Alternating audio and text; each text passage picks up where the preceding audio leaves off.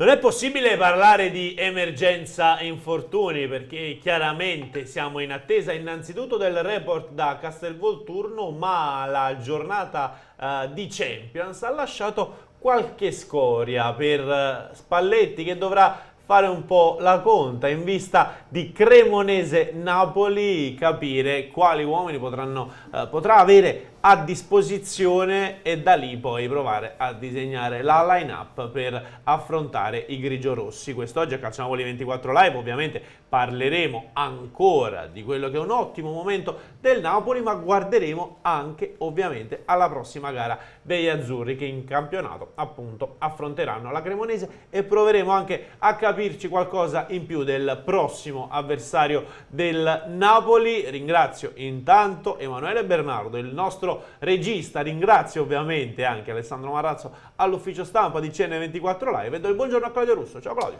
Ciao Vincenzo, buongiorno a tutti. E allora, guarderemo. Però ti devo correggere. Che è successo? Non c'è Alessandro Marrazzo? Non c'è Alessandro Marrazzo, ma c'è... Ma me l'ha detto lui, però mi ha dato una cattiva informazione. Sì, vabbè, ti ha voluto mandare sulla cattiva strada. Sì. No, c'è Riccardo Catapano, E allora, che io abbraccio sempre forte, fortissimo, non vedo l'ora di vederlo. Mi unisco ai ringraziamenti per Riccardo Catapano e in attesa di andare al telefono vi andiamo a dare anche un'ultima ora. Perché? Perché Dejan Stankovic torna in Italia. Ebbene, sarà il nuovo allenatore della Sampdoria. I blucerchiati hanno diffuso un comunicato qualche minuto fa e chiaramente l'abbiamo prontamente riportato su Calcio Napoli 24. Luci Sampdoria dà il benvenuto a Dejan Stankovic in qualità di allenatore responsabile della prima squadra. Firma un contratto fino al 2023, quindi chiaramente fino al termine della stagione, con opzione per una estensione fino al 2024. Chiaramente in bocca al lupo dal presidente Marco Lanna. Bel ritorno, una figura, quella di Stankovic, complessa, che conosce molto bene il campionato italiano. Con la Stella Rossa si è dimesso lui, ricordiamolo, si è dimesso lui dalla Stella Rossa. Perché certo non ha non raggiunto il risultato che invece era stato una sorta di costante negli ultimi anni, non ce l'ha fatta. Dejan Stankovic, con grandissimo senso di responsabilità, poi magari avrà avuto anche le sue motivazioni, non le mettiamo in dubbio, con grandissimo senso di responsabilità ha deciso di dire basta alla sua avventura con la Stella Rossa di Belgrado e adesso ricomincia una nuova qui in Italia. Infortunio Zielinski. Andiamo subito a parlare di quello che è il tema, diciamo così, del primo segmento. Perché Kvaratskhelia, Zielinski e lo stesso Di Lorenzo potrebbero dover dare forfait rispetto alla gara contro la Cremonese. Cominciamo ovviamente da Piotr, perché l'abbiamo visto, no? Sostituito al termine del primo tempo della gara contro l'Ajax. Da Repubblica arriva un aggiornamento. Contusione al polpaccio è stato ciò che ha messo KO il centrocampista polacco, costretto a lasciare il campo a metà gara. Al suo posto a Cremona potrebbe esserci spazio eventualmente per uno tra Ndombele ed Elmas. Io credo che la cosa da dire innanzitutto, per fare una corretta informazione in questo momento per i nostri tifosi, sia da aggiungere, oltre a quelli che potrebbero essere problemi fisici, ci sarà inevitabilmente anche un discorso di risparmio delle energie. Magari un Piotr Zielinski in un altro momento gli si sarebbe chiesto, non lo so, uno sforzo in più. In questo momento Spalletti fa anche un po' i conti. Dopo un 6-1 con l'Ajax, giustissimo che contro la Cremonese giochino anche altri. Assolutamente sì, ma noi, anche se andiamo a vedere i dati stagionali, su 11 partite tra Serie A e Champions, Zielinski ne ha cominciate 9, ne ha finita soltanto una con il Monza, poi è sempre stato sostituito e in 2 volte è anche subentrato. Io credo sia semplicemente una questione veramente di sovrautilizzo. Peraltro Zielinski poi anche in conferenza stampa Spalletti proprio l'aveva detto che era stato sostituito per una questione, aveva preso una botta, adesso non ricordo il contrasto che aveva causato il dolore a Piotr Zielinski, però è chiaro che il Napoli deve stare tranquillo perché ha delle alternative valide. Adesso i nomi di Elmas e Ndombele sono i primi che vengono in mente, forse più il francese che il macedone, perché in quella posizione lì, per quello che deve fare il centrocampista offensivo, tra virgolette, di Luciano Spalletti, forse Ndombele ha delle caratteristiche che si sposerebbero meglio con Anghissà e con Lobotka, sempre se dovessero giocare entrambi contro la Cremonese. Bisogna capire Zielinski come sta. Stamattina il Napoli tornava ad allenarsi e quindi speriamo di avere entro le 14 il report ufficiale del club per capire anche come stanno sia Giovanni Di Lorenzo sia Khvicha Kvaratskhelia, perché sono 2-3 giocatori insomma più importanti del Napoli di inizio stagione. Ti vado a descrivere quelle che sono le condizioni proprio di Khvicha Kvaratskhelia basandomi sul, diciamo così, report anticipato che fa il Corriere dello Sport. Saranno da valutare le condizioni del georgiano, scrive il quotidiano, uscito malconcio dai ripetuti duelli con i giocatori dell'Ajax. Ecco, in questo momento potremmo anche mostrare, no, quelle che sono state le immagini girate proprio dal nostro Marco Lombardi. Eccole qui, pronto il nostro Emanuele Bernardo, che tra l'altro era anche lui lì ad Amsterdam, colgo l'occasione per fare ancora una volta i complimenti ai ragazzi che hanno svolto un ottimo lavoro. Mixed zone? Ah? Lì era ancora mixed zone. In questo momento è mixed zone. In questo momento è mixed zone perché questa è Kvaratskhelia. Eccolo qui, vedete la fasciatura. Ma non puoi tornare un attimo indietro con le immagini? Sì, l'ha già fatto, eccolo capire. Qua. Eccolo qua, un altro pochino, facciamo un po' di play. Eccolo là. Perché poi sembra facile dire no, non era una fasciatura, era il calzino. Guarda, Emanuele l'ha messo a rallenti. Perché Emanuele è un ragazzo di qualità. Ma è un genio, guarda. Non spreca un briciolo delle sue energie. Eccolo qua. Ci dà l'opportunità di guardare con attenzione al rallenti quella che è la vistosa fasciatura. Questo non è un calzino, Claudio. No, allora, aspetta, Manu, penso che in regia abbiamo quell'effetto, sai, della lente di ingrandimento che può ingrandire, oppure... Vabbè, non ti allargare però, è andato a rallenti, è andato I così. grandi mezzi di calcio. Guarda, perfetto. Esatto. Adesso, i più dubbiosi hanno detto no, quello è il calzino lungo. No, era una fasciatura. A cosa serve la fasciatura? Serve anche a tenere, tra virgolette, al caldo il muscolo. Certo, assolutamente sì. E sembra semplice a dire, però effettivamente le cose sono anche così. Bisogna capire, lui ha preso un sacco di botte con la scheda. Prima del gol, in 2 occasioni, era rimasto proprio a terra. E è chiaro che non va forzato il suo rientro. Cioè, se non è al 100%, per me non ha senso che giochi. Il Napoli può superare la Cremonese anche con le alternative a Kvaratskhelia, che hanno un grande livello di talento. Certo è il dato, ti ricordi Spalletti cosa disse in conferenza stampa? Kvaratskhelia può giocare fino a 70 minuti perché un giocatore fino al 70esimo non accumula quell'acido lattico che può far male ai muscoli. Kvaratskhelia, da quando è arrivato a Napoli, non ha mai giocato 90 minuti, solo a Glasgow contro i Rangers, e è stato sostituito prima dell'ora di gioco, prima del 70esimo, con il Liverpool, con l'Ajax, con il Verona, con il Monza, con la Fiorentina, con il Lecce ha giocato mezz'ora, poi con Lazio e Spezia è uscito al 68esimo. È chiaro che va gestito, attendiamo cosa dirà il Napoli in tutto qui.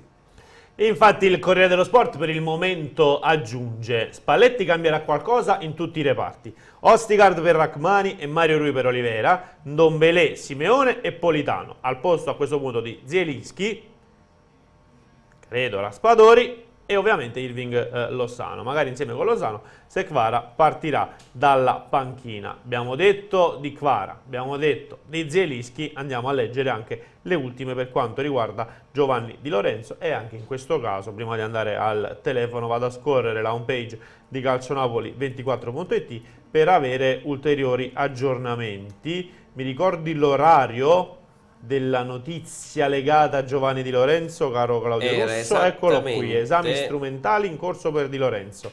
Andiamo a leggere. Ok, riportiamo le parole di Luca Cerchione. Giovanni Di Lorenzo in questi minuti si sta sottoponendo ad esami strumentali per un problema fisico. Seguiranno aggiornamenti, quindi una notizia, diciamo così, dell'ultima ora, che vi abbiamo riportato in quanto riferita dal collega amico Luca Cerchione, il cui programma, ricordiamolo, anche in onda proprio dopo CN24 Live, però dobbiamo poi aspettare qualche minuto per avere ulteriori aggiornamenti. Di Lorenzo, per esempio, è forse, tra virgolette, il più insostituibile. Beh, lo dico Perché di numeri. Zanoli Lui ha non fatto mai... bene con l'Ajax, tra l'altro con un passo assurdo, cioè riusciva a tenere un passo Champions, parlo proprio dell'allungo. Zanoli? Zanoli, Beh, contro Zanoli mi ha quell'Ajax, sorpreso però, tantissimo. quell'Ajax era totalmente in disarmo. Quindi dici che nemmeno correvano i calciatori Guarda, dell'Ajax. avendo visto anche voi due in campo, te, Emanuele Bernardo, ma anche Alessandro Marrazzo, avreste potuto giocare 5 minuti anche voi contro quell'Ajax. Perché ieri avete fatto sentire la conferenza ai Tadic, erano talmente a terra che hanno permesso al Napoli di fare quello che volevano. Ed è chiaro che se lo potevate fare voi, figuriamoci Zanoli, che è un calciatore professionista. Però è chiaro che se io vado a vedere i dati di tutta la stagione, tranne gli ultimi 10 minuti tra recupero e tempo regolamentare contro l'Ajax, Di Lorenzo non ha stato un minuto nemmeno in nazionale. Quindi bisogna andarci cauti, perché magari in quel ruolo il Napoli può essere un filo più scoperto. Allora, ringrazio davvero Emanuele Bernardo, il nostro regista, che ci consente di salutare brevemente Oscar Damiani. Ciao Oscar, come stai? Tutto bene, grazie. Ciao Oscar, sappiamo che sei prossimo a prendere un aereo, quindi ti rubiamo giusto un paio di minuti per un paio di domande. La prima sul prossimo Cremonese-Napoli. Abbiamo visto gli azzurri impegnati con l'Ajax, con il Torino, formazioni che aggrediscono molto alte e quindi colpire in contropiede. Sarà vera prova di maturità contro la Cremonese, squadra che ovviamente conosci molto bene, visto che tra i tuoi assistiti c'è anche Ianotrato. È una partita difficile, la Cremonese gioca bene, pochi punti, però ha fatto sempre delle ottime prestazioni. Il Napoli arriva da un momento molto positivo, sia in Coppa che in campionato, sta attraversando veramente, sta facendo cose molto importanti. Spalletti ha messo giù una squadra veramente di grande livello, poi la società ha preso dei giocatori forti, c'è una rosa competitiva, ci sono 20 titolari, quindi può fare anche un turnover. Quindi insomma sarà una partita sicuramente molto dura per la Cremonese. Ecco Oscar, hai sentito Ionut? Magari avete commentato questo Napoli che in Champions fa 13 gol in 3 partite e nessuno come loro in Europa. No, non ne abbiamo parlato, però insomma è ben consapevole di giocare contro una grande squadra come il Napoli. Per quanto riguarda sempre la situazione legata a Ionut, ci racconti questo suo avvio di stagione? Sta facendo bene, qualche paio di situazioni complicate e difficili, però si sta comportando bene, che è uno dei migliori portieri come punteggio dell'inizio del campionato, e quindi siamo molto contenti delle sue prestazioni, lo sono anche a Cremona. L'importante è che continui di questo passo, sapendo che è un campionato complicato, perché la Cremonese ovviamente gioca per la salvezza.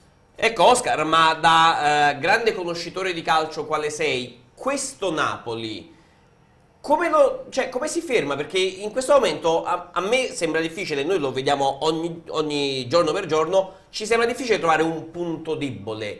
Però una squadra come la Cremonese come magari può mettere in difficoltà? No, francamente non lo so, non faccio l'allenatore, però è ovvio che la Cremonese sarà in difficoltà, perché Napoli sta attraversando un grande momento di forma psicofisica, però la squadra di Alvini secondo me gioca un ottimo calcio, sarà una partita equilibrata, perché non è che il Napoli potrà vincere facile a Cremona, e poi dopo magari gli episodi fanno la differenza, come spesso succede. Una curiosità, okay. Oscar, una curiosità prima di salutarci, ma visto che quest'estate si parlava tanto del portiere del Napoli, non avevi pensato di provare a portare Ionut qui in città?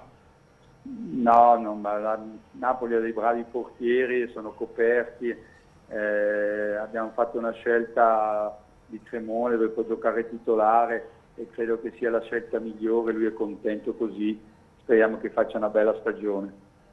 Tutto chiaro allora. Oscar, grazie mille per essere stato oggi con noi, un abbraccio. Ciao Oscar, grazie. Salutiamo Oscar Damiani che come anche avete buon sentito... viaggio. Ah? Non era un buon viaggio. Non era buon viaggio? No, doveva prendere un aereo. Sì, sì. E non gliel'abbiamo detto. Non Non gliel'abbiamo detto, no. buon viaggio. Cazzo, l'ho pensato, te lo giuro. Te lo giuro, l'ho Ci pensato. stava, ci Te stava. lo giuro, l'ho pensato, però evidentemente poi non sai, nella diretta a volte perché poi pensi a Emanuele Bernardo che ti No, parla ma i tempi in ristretti, cuffia, dai. così, No, e i quindi tempi ristretti. lascia fare, lascia fare. Juan Jesus terzino destro domenica, scrive Mario. Juan Jesus. È perché se non gioca Zanoli, scusa, No, se non gioca Di Lorenzo, C'è Zanoli. evidentemente il nostro Mario non ha fiducia in Zanoli. No, più che altro il Napoli non ha voluto rinnovare il contratto a Malcuì anche per far spazio a Zanoli. Dici che fai poi? Cioè, se il Napoli non cede Zanoli durante l'estate, e secondo me Zanoli avrebbe anche bisogno di avere una certa continuità anche in Serie B, perché poi se vai a vedere le squadre di Serie A non è che ci fossero tanti spazi liberi, e è chiaro che ce l'hai, lo fai giocare. Cioè, l'anno scorso, ti ricordi, Atalanta-Napoli, non c'è Di Lorenzo, ma qui se non sbaglio non era al top. Spalletti butta in campo Zanoli. Zanoli dopo 8 minuti ti fa quell'azione tremenda in cui manda Mertens davanti alla porta e si guadagna un calcio di rigore. È chiaro, ce l'hai. Hai anche la fortuna, tra virgolette, di affrontare un avversario che non lotta per i primi posti della classifica. La squadra di Alvini è molto interessante da un punto di vista del gioco. E è chiaro, si ritroverà davanti un esterno a tutta fascia come Valeri, molto interessante. Però caspita, cioè, se Zanoli non viene reputato da chi tifa Napoli meritevole di trovare spazio contro la Cremonese, c'è qualcosa che non va, cioè, non è un ragionamento che condivido francamente. Ti leggo un messaggio del nostro Raffa Pio Balzano, che io ricordo in un video imprecare contro Meret. Un saluto a Raffa Pio Balzano. E oggi scrive: ma dai, Radu non è buono, meglio Meret, ma chi lo vuole Radu per piacere? Nessuno sta dicendo insomma che voleva Radu a Napoli, caro Raffa, però mi fa anche insomma molto piacere che tu poi abbia cambiato idea su Meret. Tra l'altro quel video molto divertente, quindi invito tutti poi ad andare anche a cercare.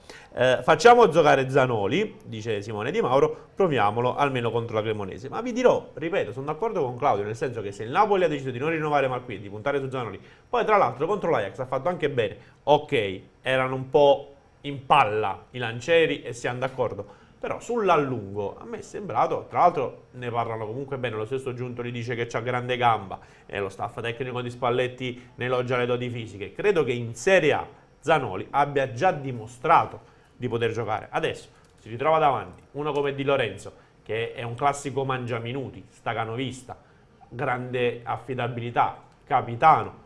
Chiaro che non è facile andare in concorrenza con Giovanni Di Lorenzo oggi in questo Napoli, però non è detto che nel momento in cui non potesse il capitano azzurro scendere in campo, lo stesso Zanoli non possa prendere parte ad una partita e soprattutto contribuire in modo fattivo alla buona riuscita della stessa. Probabile formazione del Napoli in vista della Cremonese. Qui bisogna un po' capire, perché possiamo andare con Alex Meret in porta, chiaramente. Mettiamo caso il Napoli non voglia utilizzare Kvaratskhelia, Zelinski e Di Lorenzo. Noi potremmo vedere un Napoli con Zanoli a destra, in difesa potremmo vedere Ostigard con Kim, oppure Juan Jesus con Rachmani, dipende da quale dei due titolari potrebbe riposare. Mario Rui a sinistra, che rientra dopo la partenza dalla panchina contro l'Ajax. Anghissà, Lobotka, ci metterà a questo punto anche Tanguy Ndombele a completare il centrocampo. In attacco potremmo vedere uno tra Politano e Lozano, poi vedremo poi dato per dato qual è il titolare dei 40 minuti, dei 50, dei 60 oppure dei 30. Simeone al centro dell'attacco, anche se rinunciare in questo momento oggi a questo Raspadori è difficile un po' per tutti, però bisogna tenerselo anche per il match di ritorno contro l'Ajax.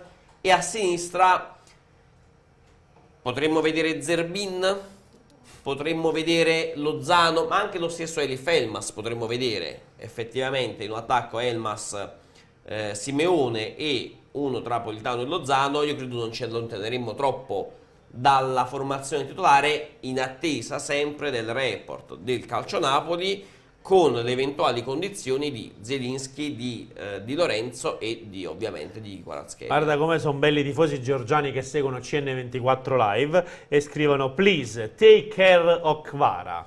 Ma Per favore abbiate cura di Kvaratskhelia. E loro ovviamente, non potendo interagire in questo momento con Spalletti o con lo staff tecnico, lo dicono a noi: Claudio, prendi il telefono, manda un messaggio a Spalletti, dici per favore mister, quale dei tanti numeri? quello ultimo, perché gli altri sono saltati tutti. L'ultimo è ancora funzionante. E gli dici mister, prendetevi cura di Kvaratskhelia. Ce lo dicono i nostri Glielo utenti stanno al canale chiedendo. ufficiale. Veramente, vogliamo fare uno screen, glielo mandiamo. Perché Kvaratskhelia per i georgiani è una sorta di totem a questo punto. Cioè loro potessero, lo metterebbero dentro una teca e lo venererebbero quasi, no? Ma sai cos'è? Tu quando, allora, premesso che poi la Georgia in quanto a tradizione calcistica non è mai stata Cioè, nominami 5 calciatori georgiani nella storia. Kaladze, Michelidze, Temuri Kezbaia, poi dovete vai a cercare Georgi Kinkladze e Shotar Veladze, che ha giocato poi nell'Ajax. Gli ultimi tre, per esempio. Ma sai, quel calcio anni 90 che poi piace tanto al nostro Bruno Galvan. No, io ricordavo solo Michelidze e Kaladze, per esempio, così a bruciapelo. Poi gli altri due, qualcun altro lo troviamo. Però per dirti, bravo Claudio Russo comunque. Però io vado a vedere in questo momento la nazionale della Georgia, cioè se vado su Transfermarkt vedo soltanto 2 giocatori che hanno un valore di mercato superiore ai 4 milioni e mezzo di euro, ovvero Giorgi Mamardashvili, il portiere del Valencia di Gattuso, e poi c'è il portiere del Valencia. C'è il portiere del Valencia che è pure molto molto bravo, ne parlano davvero bene. Fate rimposare anche a chissà. Aspetta, c'è un altro però, Locosvili, il difensore della Cremonese. È vero, è vero. Chissà se ci sarà effettivamente questa sfida. Sì, dai. Sarebbe una gran cosa anche da pubblicare sui social. Quanti calciatori georgiani conoscete?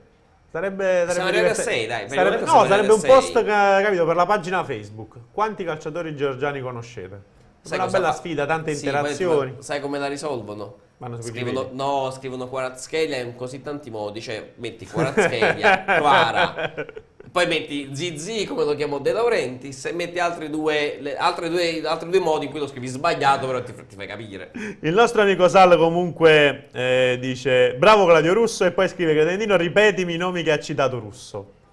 Per me è impossibile, te lo dico già. Dopo te li faccio vedere, non ti preoccupare. Ma già la pronuncia di Kvaratskhelia ci ho messo 3 mesi. Kvaratskhelia. Ecco, vedi, già sto ancora in difficoltà, figurati gli altri. Vabbè, se ti ricordi, noi ne parlavamo qui, se non so cosa era giugno, che Kvaratskhelia giocava ancora con la Dinamo Batumi, e noi andiamo a prendere quella diretta, quella partita su YouTube. E la facemmo vedere, in cui facemmo sentire il telecronista dire proprio il nome, pronunciare il nome. Però quanti georgiani poi abbiamo sentito? E io ho notato che stesso in Georgia la pronuncia è diversa.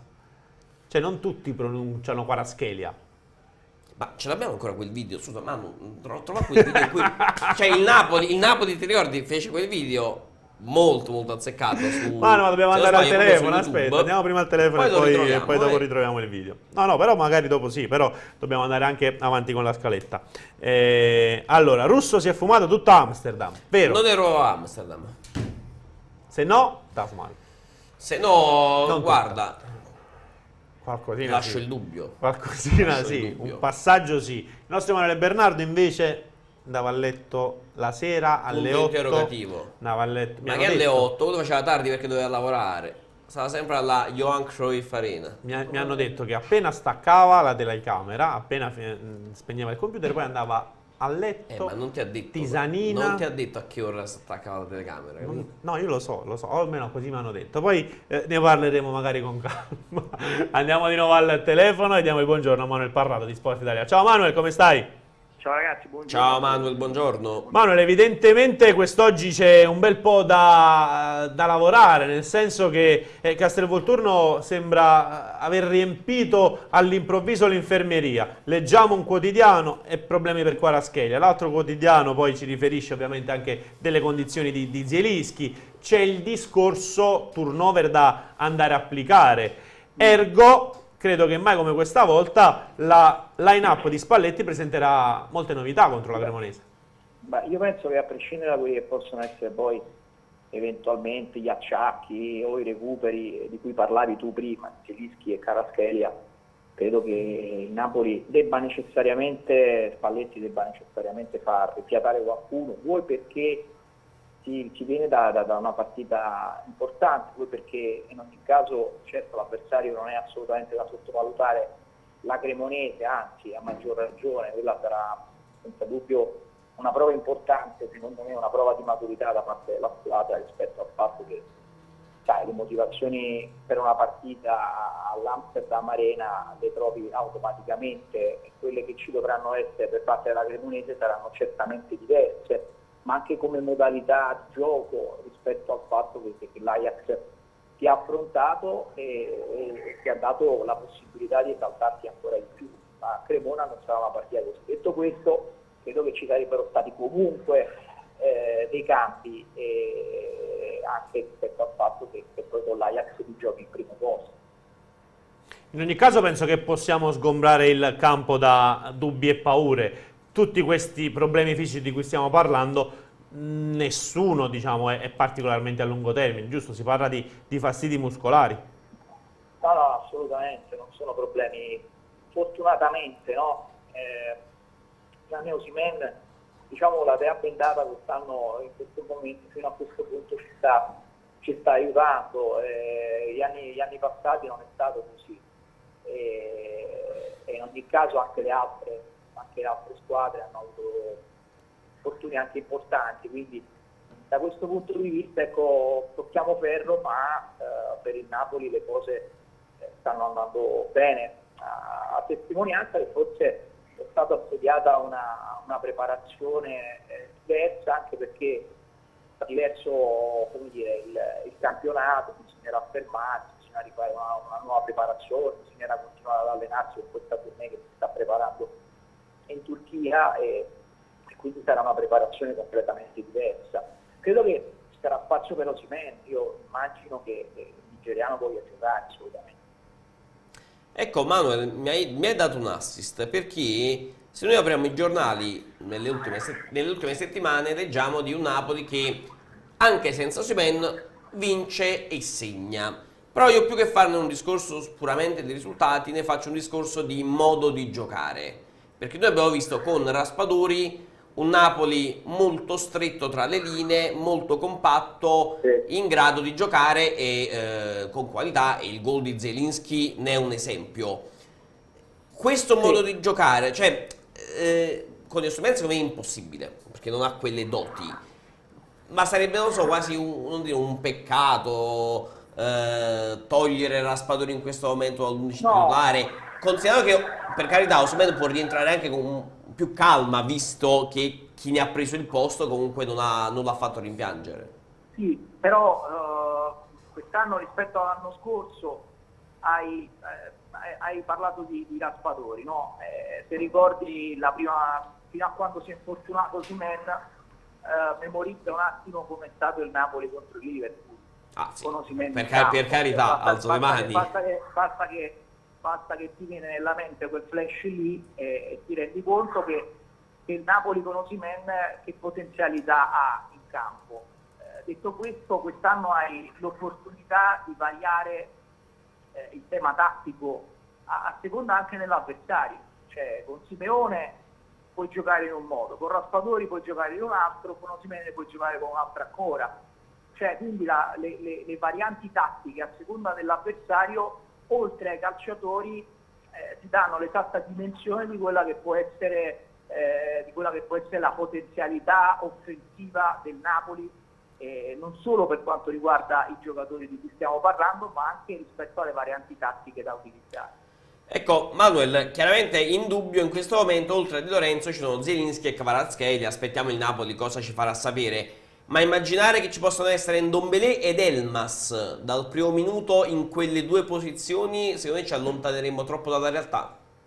No, secondo me no, perché Ndombélé è in crescita, l'abbiamo visto ad Amsterdam, quanto sia fondamentale, ma poi in quella posizione forse certamente meglio rispetto alla linea di centrocampo. A posto di Zielinski, secondo me Dombele in una condizione fisica che sta crescendo può essere quell'uomo in più che hai a disposizione. Elmas lo conosciamo la sua utilità tattica, quindi è chiaro che in questo momento qua, poi Spalletti è stato chiaro, Elmas è come se fosse un jolly del Napoli e lo ha dimostrato a più riprese che si può adattare in qualsiasi posizione, quindi in questo momento qua, ecco, secondo me non cambierebbe assolutamente nulla, anche se detto tra noi, ecco, c'è forse un giocatore,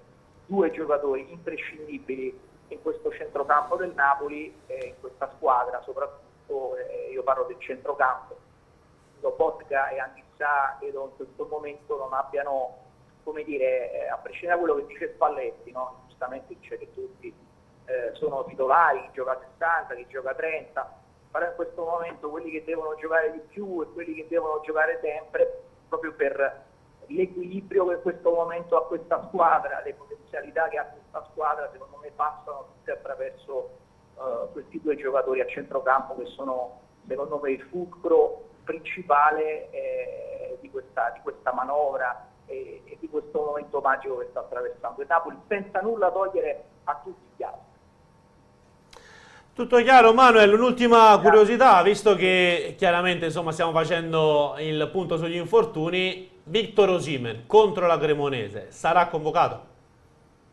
Io penso di sì, almeno convocato sì, poi bisognerà capire se giocherà o se magari giocherà partite in corso, però io sono ottimista da questo punto di vista. Secondo me, ecco, è la partita giusta, è l'occasione giusta per far rientrare, per convocare Osimhen e per magari utilizzarlo, non dico all'inizio di partita, ma almeno, diciamo, per i 30 minuti che considera Spalletti.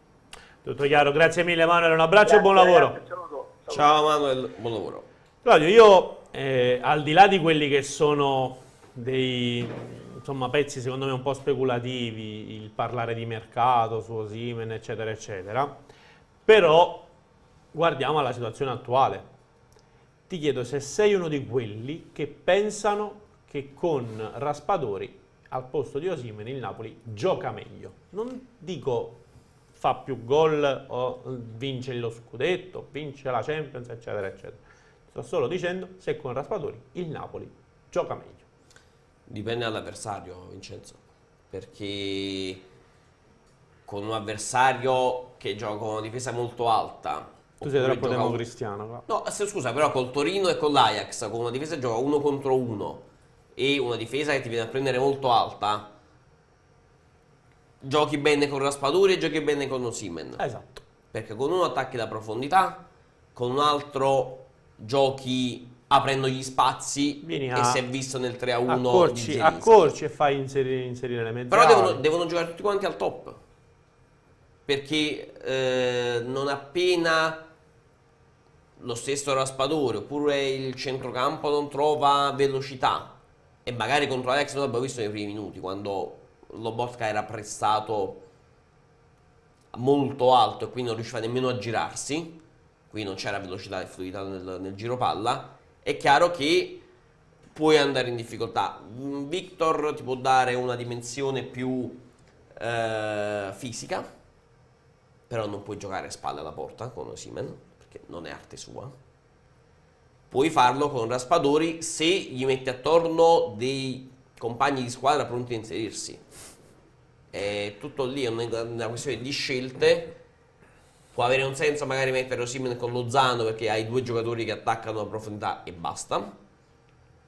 Puoi avere Raspadori e Zielinski perché magari i due riescono a legare bene, così come Anghissà, in modo da aprire maggiori spazi, mettiamola così.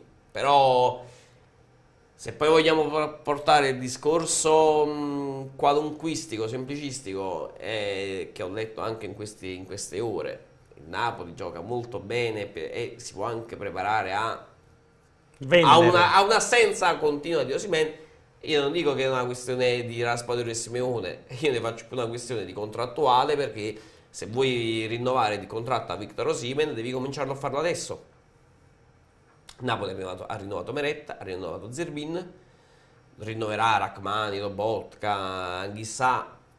Deve capire cosa fare anche con Victor Osimhen. Certo, non puoi, per me, io spero che l'era dei contratti arrivati a scadenza non rinnovati, come i Fabian e i Milik, gestiti in modo, come dire, anomalo, siano finiti. Poi un giocatore vuole andare via, chiaramente portano offerte da si valuta. Io ti ripeto, non voglio fare discorsi legati al mercato perché, ecco, purtroppo non credo che sia di attualità il Napoli in questo momento con un contratto fino al 2025, se non vado errato.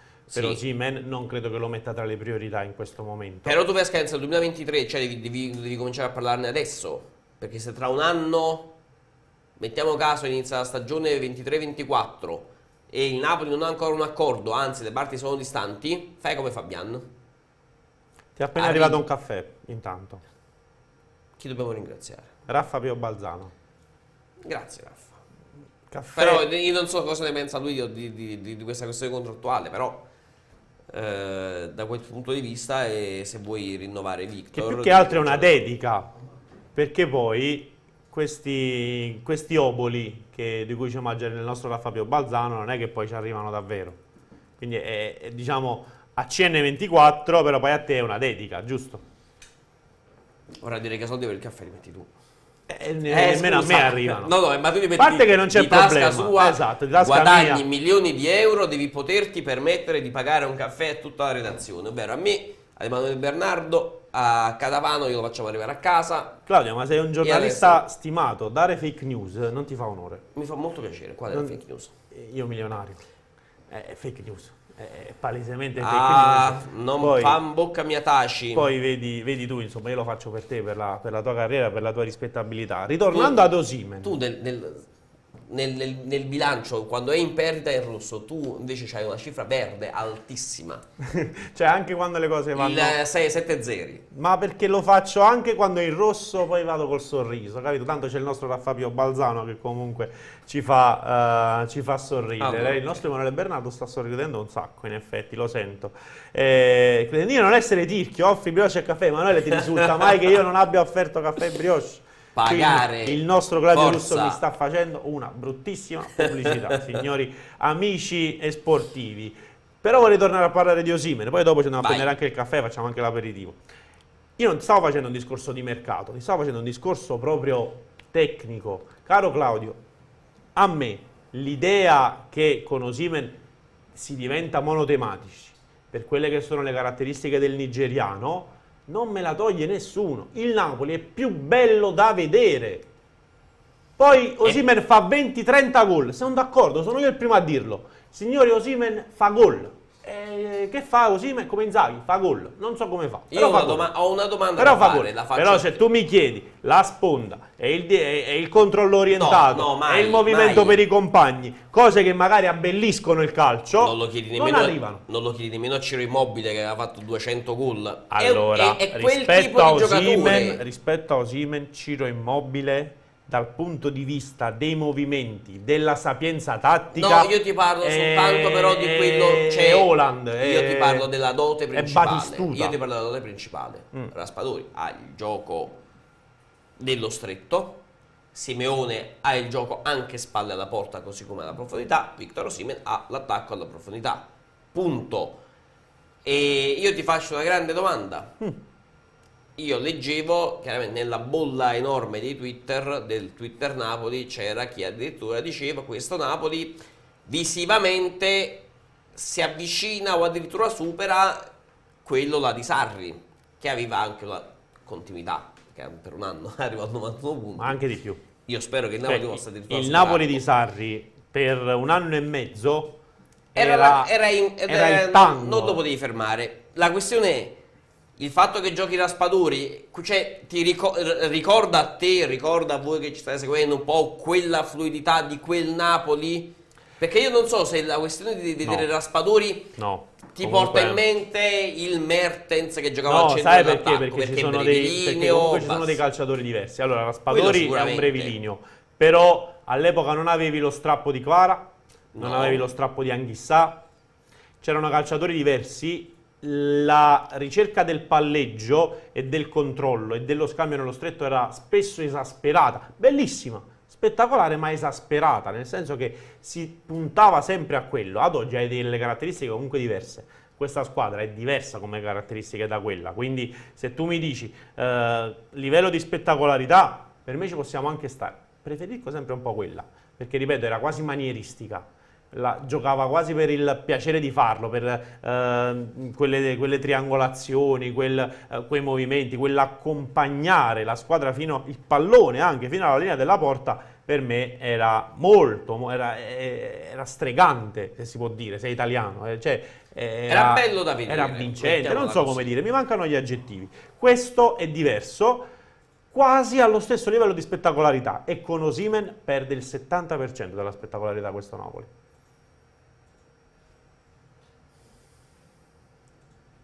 Dimmi, Vediamo, Dino. vediamo cosa ne pensano i nostri. Sentiamo anzi cosa ne pensate. Intanto volevo aggiornarvi anche su quello che sono le ultime notizie su calcionapoli24.it. Ecco, vedi, superato l'esame dell'assenza Osimhen. Lo dimostrano i numeri.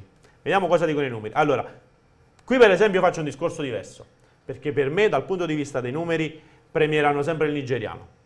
I numeri lo premieranno sempre, perché signori, questo ragazzo farà una caterva di gol, li fa e li farà. Ad oggi il Napoli ha segnato 14 gol, con Victor 17 senza di lui. Adesso però c'è un altro compito da affrontare, vale a dire riuscire a sfruttare al meglio l'abbondanza delle soluzioni, eccetera, eccetera. Non dimentichiamoci di lui, ha detto Spalletti, è un calciatore importantissimo per noi e non vediamo l'ora che torni. Il titolare chi sarà? Contano i risultati della squadra, non quelli individuali. Dai ritiri estivi, Spalletti sta lavorando sul concetto di squadra, sull'idea che il gruppo sia il bene supremo e venga prima di ogni soddisfazione. Ovviamente questo potrebbe essere, no, un po' un trabocchetto che Spalletti deve evitare, quel far prevalere istanze individuali a discapito del gruppo, ma io credo che con risultati del genere, con prestazioni del genere, soprattutto come quella contro l'Ajax, questo sia abbastanza remoto. Ma guarda, allora, io non so se Manu in regia ha la conferenza stampa di Spalletti post Ajax, perché lui alla terza risposta parla proprio di questa cosa di Raspadori, di Esatto. Simeone, di Osimhen. Io quindi non so se ce l'hai. È quella che se la posso- è quella che citava prima poc'anzi il per pezzo far che capire, leggevo il ragionamento del qual Corriere è. del Mezzogiorno. Io forse quest'anno vediamo il Napoli che ha l'attacco più completo degli ultimi 10 anni. Oh, stiamo paragonando adesso gli attacchi. No, Stiamo ti parlo paragonando. in quanto a completezza. Ah, ok, Non anche il come più seconde forte. linee. Sì, io ti Sì. dico che secondo me il livello medio è il più alto degli Tutta la ultimi 10 vita. anni. Tutta la vita. Senza- All'epoca perché tu avevi- usciva la Callejon, chi entrava? Ma partiamo dal 2013-2014. Tu avevi Higuain e avevi l'Acerbo Zapata. Lo Zapata non era lo Zapata di adesso. E quello Zapata non era a livello di Simeone e di Raspadori. No. 2014-2015 avevi Higuain e avevi All'occorrenza Pandev, Panel però giocava già dietro la punta. vero. 2014-2015 avevi in attacco, te lo dico adesso, avevi ancora Zapata. Poi avevi Gabbiadini che però giocava sulla fascia. Già con Sarri hai avuto Higuain e avevi Gabbiadini che non giocava, perché quell'Higuain del 2015-2016 giocava sempre. Ha fatto 36 gol. Poi sei passato a Milik che si è No, sfasciato aspetta, per era 2 l'anno anni. successivo che ha fatto 36 L'anno successivo, 16-17, si scopre Mertens, Pavoletti non ha dato un contributo, Mertens diventa Mertens. diventa Mertens. Sei andato avanti sempre così, hai avuto Petagna dietro Osimhen, ma Petagna nemmeno insomma, arrivava al livello di Simeone, di no. Raspadori. Cioè, in questo momento il Napoli può permettersi di rinunciare a Osimhen. Quando il Napoli negli anni scorsi poteva permettersi di rinunciare alla prima punta, aspettarla non crollando da un punto di vista tecnico, mai. E non tiro in mezzo ancora Cavani, perché se Cavani giocava tutte e il Napoli dovette riprendere Calaiò dicendogli guarda non giochi mai. E lo raccontò anche ai nostri microfoni tempo fa. Gianni Russo, per me Kvara rende di più a fianco ad Osimhen. La concentrazione dei difensori è virata verso Victor, quando sta in campo invece senza quest'ultimo i raddoppi avvengono sempre su Kvaratskhelia. È una lettura interessante. Però guarda il gol col Torino.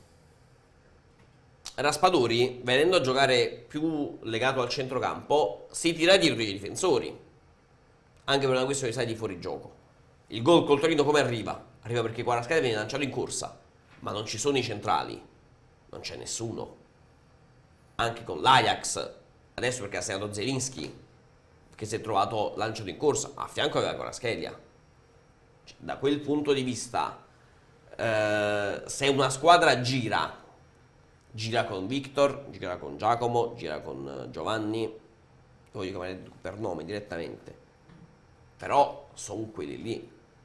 Se la squadra gira e non si adatta sul singolo, non dipende più da quale singolo giochi, perché magari, cioè, lo stesso Lozano era visto con una certa diffidenza, perché era l'unico neo di questa stagione, è stato il colpo di testa di Lozano sbagliato contro la Fiorentina. Contro l'Ajax, gran prestazione, si ritorna da questo che è il titolare dei 30, dei 60, dei 70, dei 40 minuti. A te piace la match analysis nel calcio? Aiuta molto. A volte. Aiuta molto. WhoScored, penso che tu Sì. lo conosca, uno dei siti più importanti di match analysis al mondo, fa un rating dopo le prime 3 giornate di Champions League, analizzando tutti quelli che sono i dati innumerevoli che arrivano dalle prime 3 gare. Ebbene, dopo questo rating, con il voto, chiamiamolo così, di 7.24, il Napoli per WhoScored, quindi per la match analysis, è la squadra migliore della Champions League, davanti al Bayern Monaco e al Manchester City. Ad oggi il Napoli si può dire che sia la migliore in Europa, per quanto esprime in campo. Non lo chiedo a te, ma al direttore Simone Giacchetta. Ciao direttore, come stai? Bene, buongiorno a tutti. Grazie Buongiorno, innanzitutto per direttore. essere oggi qui con noi, direttore. Ti volevo girare una domanda facile. Dimmi tutto. Ad oggi il Napoli è fattivamente sul campo la squadra migliore in Europa, come dicono i dati della match analysis. Ma sicuramente il Napoli è una squadra di altissimo livello per qualità di gioco, di organizzazione, ma soprattutto l'impressione che tutti i giocatori giochino seguendo uno spartito, ma che li realizza, nel senso giocano tutti con il sorriso, hanno un'intesa sopra la media, al di là delle capacità tecniche individuali, hanno dei meccanismi in cui si trovano occhi chiusi. A oggi dà l'idea di essere una macchina pressoché perfetta.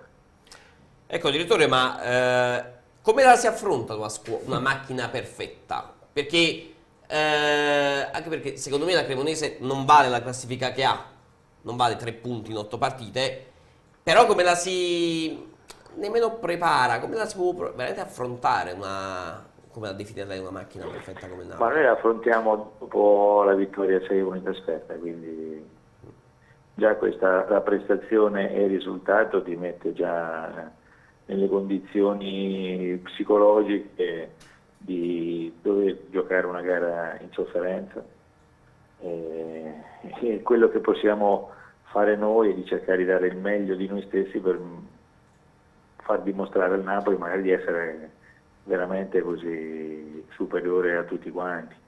C'è una differenza di valori tra noi e il Napoli evidente, però noi non è che possiamo non presentarci al campo, anzi dobbiamo cercare di dare il meglio di noi come gruppo, come squadra, sapendo che ci sarà da soffrire, e l'obiettivo è quello di non lasciarsi così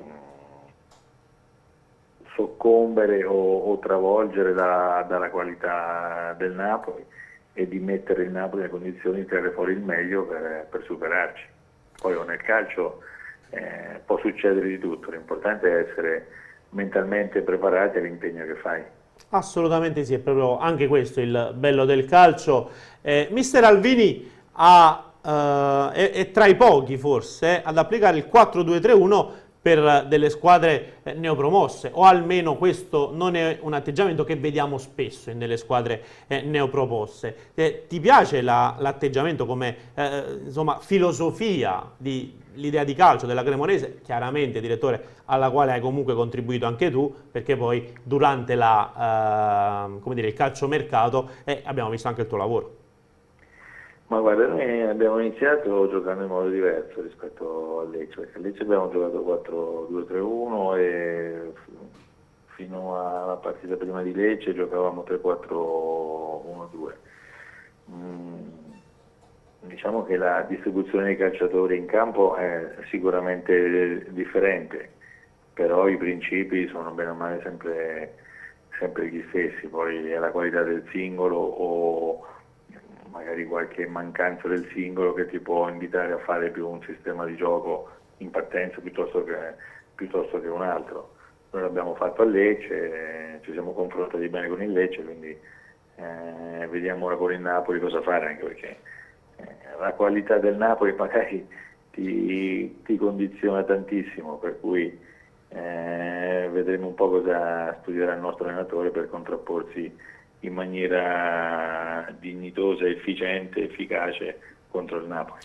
Direttore, ho tante curiosità da chiederti. La prima, cosa ha provato quando ha visto Gianluca Gaetano in campo? Perché Gianluca, se in questo momento è un giocatore che fa parte del rosario del Napoli, lo deve sostanzialmente all'esperienza da Cremonese, e chissà che magari a gennaio, non so, un'altra telefonata al Napoli lei gliela farà. Cosa ci può dire? Ma è Gianluca, ragazzo che è stato qua alla Cremonese ed è cresciuto tantissimo. L'anno scorso è stato protagonista del nostro campionato vincente e se è rimasto all'interno del gruppo della Rosa vuol dire che ha valori importanti, ma questo lo vedono tutti durante gli allenamenti. È una grossa soddisfazione per noi cremonese e anche personale. Un'altra soddisfazione personale io ce l'ho quando vedo il Napoli, quando vedo Di Lorenzo, perché Di Lorenzo è stato il mio calciatore ai tempi della Regina fino al settore giovanile, e quindi vederlo oggi un giocatore tra i più importanti nel ruolo in Italia e non solo, capitano del Napoli, protagonista vero in tutte le gare del Napoli ma anche della nazionale, ci dà e mi dà così, mi regala una gioia, perché il tempo passato con lui all'interno del centro sportivo Sant'Agata della Regina è stato tanto, e se oggi è arrivato a essere il giocatore che è, perché è un ragazzo che fin da quando aveva 16 anni, 15 anni era molto più maturo rispetto ai suoi coetanei ed ha fatto del lavoro e della convinzione di potercela fare le sue qualità principali, che l'hanno portato oggi a essere veramente un top in Italia e non solo. Ma è vero che era uno di quelli, diciamo così, outsider, che magari non erano, come dire, proprio in prima linea, non erano di quelli che ti rubavano l'occhio? Guarda, un aneddoto su Di Lorenzo è che lui, noi l'avevamo preso come difensore centrale. Alla Regina c'era Mazzarri, quindi in prima squadra si giocava a 3, il sistema di gioco a 3 incominciava a venire fuori in quel periodo in modo particolare, ma per altezza e per statura incominciamo a ragionare di se vogliamo tirare fuori prospettiva da Di Lorenzo, secondo me dobbiamo metterlo terzino, e da lì è iniziato questo suo percorso. Infatti lui giocò quinto in Lega Pro a Matera e fece il suo percorso. È un altro ragazzo che ha fatto la gavetta, e questa sua dedizione, questo suo impegno, questa voglia di arrivare, di andare oltre, secondo me era talmente migliorato che a un certo punto forse non si è reso neanche conto nemmeno lui che stava raggiungendo livelli altissimi, e oggi lo sta dimostrando con facilità e semplicità ogni gara che viene impiegato. Direttore, mettiamola così, se a gennaio lei ha un gran rapporto con il direttore Giuntoli, se a gennaio fossero disponibili Gaetano, Zerbin, lo stesso Zanoli, per fare 3 nomi di giovani in rampa di lancio, la Cremonese sarebbe pronta, Sì, un'altra cosa positiva del Napoli è che ha dei giovani già di alto livello che possono fare la Serie A. Li prenderebbe anche domani. Beh, sono tutti giocatori, Zerbin e Gaetano hanno già dimostrato di essere meritevoli di grande considerazione. Zanoli noi lo seguivamo fin dai tempi della primavera, quindi è un altro ragazzo che verrà fuori. Ecco, ma il nuovo Di Lorenzo, sempre perché gioca sulla fascia, può essere Valeri, anche perché Emanuele si è messo in mostra, chiaramente sulla fascia sinistra, in un ruolo dove magari all'Italia è sempre mancato un terzino, e Valeri può essere la nuova sensazione per chi magari lo conosce meno e chi magari non segue la Serie B e lo vede soltanto adesso in A. Guarda, noi a sinistra, per essere una matricola, una promossa, una piccola squadra, siamo messi abbastanza bene, perché Valeri ormai qui da 3 anni sta facendo molto bene, si sta dimostrando di avere un motore anche di alto livello per questa categoria, e nello stesso tempo abbiamo anche Quagliata è un 2000 che è nazionale anche lui under 21, quindi con le dovute proporzioni lo stile di gioco di Quagliata ricorda un po' quello di Mario Rui, no? Che non sono magari fisicati tantissimo, però fanno della qualità tecnica, dell'intelligenza in possesso palla le loro qualità principali, quindi sia Valeri che Quagliata secondo me sono due buoni profili. Oggi sta dando più all'occhio Valeri perché ha fatto più gare, ha un motore importante, è un ruolo che in Italia è sempre stato magari così carente, no? Di grandi protagonisti. Chissà che nel prossimo futuro qualcuno non sia della Cremonese. Ecco, mettiamola così, direttore, prima di salutarci. Speriamo che l'impatto che ha avuto un georgiano nel Napoli come Kvicha Kvaratskhelia lo possa avere anche un georgiano nella Cremonese come Luka Lukashvili, magari non da domenica, perché poi in questo Kvaratskhelia in questo momento, ok, il derby georgiano, però questo Kvaratskhelia è difficile da fermare. Sì, veramente ha avuto un impatto col campionato italiano strepitoso. È anche un piacere vederlo giocare. Comunque non è male, io mi auguro che come classe operaia domenica possiamo dare il meglio di noi e dimostrare di rendere dura la vita ai campioni del Napoli. Direttore, un'ultima curiosità, mi è sembrato di capire che la fiducia in mister Alvini sia piena, sia massima. Sì, ma questo non è stato in discussione mai. Abbiamo fatto un percorso, abbiamo fatto una scelta, abbiamo intrapreso un percorso. La Serie A non è facile da neopromossa, ci sono tantissime difficoltà. Non avevamo una base di giocatori su cui magari mettere 4 o 5 rinforzi, abbiamo dovuto rivedere tantissime cose. La categoria è spietata perché in Serie A basta un fallo laterale battuto male che poi subire gol, e di questo ce ne siamo già resi conto. Però l'idea di gioco ce l'abbiamo, per noi il nostro allenatore rappresenta un valore che può far crescere, può far migliorare i calciatori che gli abbiamo messo a disposizione. Cercheremo e cerchiamo di rimanere più attaccati possibile alla quota salvezza, e poi è un campionato atipico questo perché tra un po' ci sarà un'altra lunghissima sosta, e dalla ripresa del 4 gennaio fino alla fine ci saranno 23 partite, quindi diciamo che il cuore del campionato ancora deve iniziare. E chiaramente noi non possiamo fare che un grandissimo in bocca al lupo alla Cremonese per questo campionato e ringraziare il direttore Simone Giacchetta per essere stato oggi con noi. Grazie a voi, un abbraccio a tutti. Grazie direttore. Grazie In bocca al al lupo. direttore Simone Giacchetta. Bello parlare di calcio con i protagonisti. Che bello.